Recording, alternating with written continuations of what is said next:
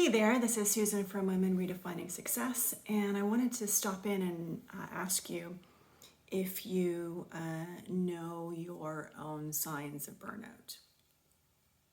Welcome, if we've not met, to Kitchen Talk, where if you were to stop by and just drop in for a coffee, you're welcome to, or a glass of wine, you would find my kitchen somewhere between really tidy and really messy, somewhere in there, because that's kind of how life is.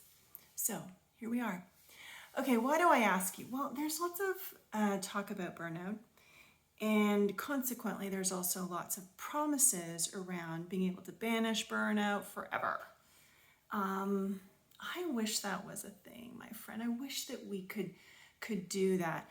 But there's a couple of reasons why that's unlikely to happen. Sometimes, one of them being that sometimes life can just pour upon us like all the things, all the circumstances, all at once. Now, these are rare occurrences, but it can happen where you find yourself going through a move, and then maybe something going on with your kid, or your partner changes jobs, and maybe your parents, and maybe you don't have as much support. So we can find ourselves in circumstances, where that happens in situations.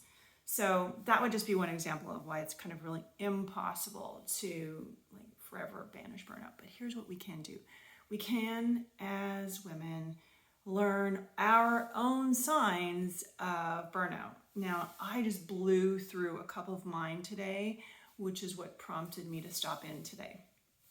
So I know myself, I've had seasons of burnout, and a couple of things that happened today that, well, I'm not in a trend or a pattern of going down the road to burnout. I need to keep an eye on them. So one of the things I did today was I just kind of worked without any breaks. I got so kind of sucked into the thing that I couldn't stop.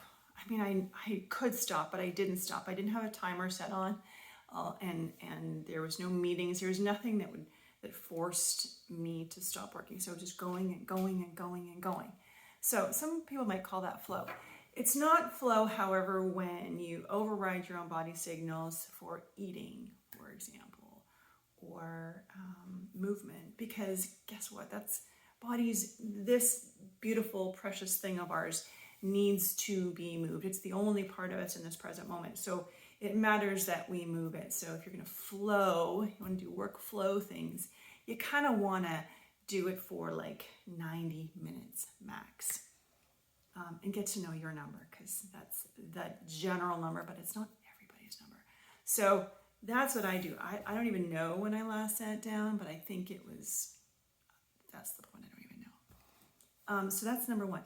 So then the second one is I intended to, and I still will, do some movement today. I'm having a snack right now, sustaining myself. But sometimes what I'll do is I'll get into work modes where I kind of dismiss the importance of working out. I don't generally not eat, but I do sometimes just kind of disregard, like swipe left on movement. It matters to me, but today I can see how I'd be like, didn't really get around to it.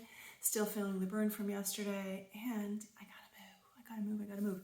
So those are two things for me today that say, whoa, Susan, slow down, go have a bite to eat, go move your body, do something kind to this vessel.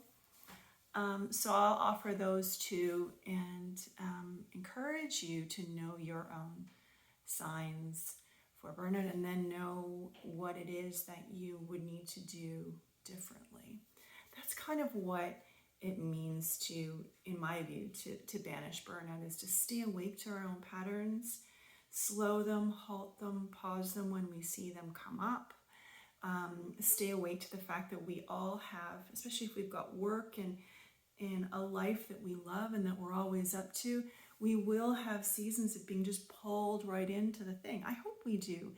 And we have to have good ways and healthy ways of coming back to ourselves and what we need to prevent things like overwork and self-sacrifice and burnout and just going without stopping.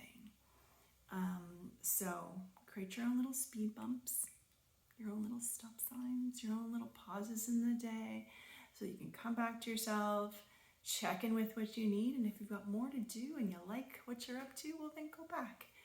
But create those little moments of breathing. Know yourself, know yourself, know yourself, and let me know in the comments what some of your little signs are so that we can stay awake together. We can create a level of awareness that helps us make healthy shifts back to what matters. All right, have a great day.